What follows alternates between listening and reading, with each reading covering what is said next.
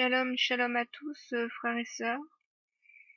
Alors, ici, je vais vous faire une vidéo très courte, parce que j'ai reçu un complément de révélation du Seigneur sur ma vidéo précédente concernant Judas. Donc, ce sera donc une partie 2, ici. Car le Seigneur m'a révélé comment l'adversaire cherche à détruire. Alors, comment? Alors, la réponse est très simple. En vous menant à la perdition, dans le sens de vous faire périr. Et le Seigneur m'a encore montré Judas pour m'enseigner cela. N'oubliez pas que Judas est appelé le fils de la perdition. Pourquoi? Parce qu'il s'est détourné du Seigneur. Il a cessé de lui être fidèle, pour aller à la perdition, se pendre et périr. C'est cela que le fils de la perdition, l'homme du péché, fera lorsqu'il paraîtra. Il fera tout pour que vous vous détourniez du Seigneur. Et il le fait déjà par les antéchrists qui sont au milieu de vous et qui vous mènent à la perdition.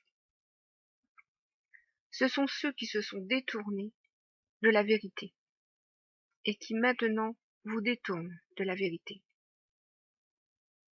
Et il y a justement un mot hébreu, Mahpecha, Strong 1414, qui veut dire renverser et destruction. Et ce mot prend sa racine dans le mot Hafach, Strong 2015, qui veut dire se retourner, changer soi-même, comme celui qui décide de se retourner pour retourner en arrière, afin de changer de vie, de changer, mais par lui-même. C'est-à-dire non plus en marchant selon la vérité, mais en marchant par lui-même. Et ce mot veut également dire aller de tous côtés. Et nous sommes bien là devant ceux qui vont à la perdition, en marchant de tous côtés, ne voyant où ils vont, parce qu'ils ne sont pas restés sur la voie droite du Seigneur. Et ce mot veut également dire volte-face. Volte-face veut dire faire un changement brutal et total de croyance. Alors, mes frères et sœurs, c'est ainsi que Satan cherche à vous perdre, et à perdre l'homme et à le détruire.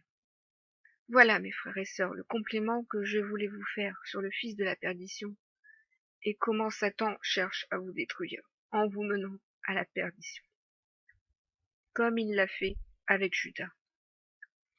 Je vous mets les liens de ces deux mots dans la description, afin que vous puissiez lire les versets qui y sont associés, et afin que la lumière de ces versets puisse vous éclairer dans votre marche.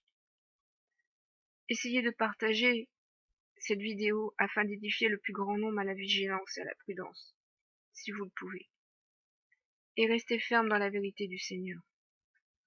Et surtout, je vous le dis, demeurez en lui, car celui qui ne demeure plus en lui ne demeure plus dans la vérité. Soyez tous bénis.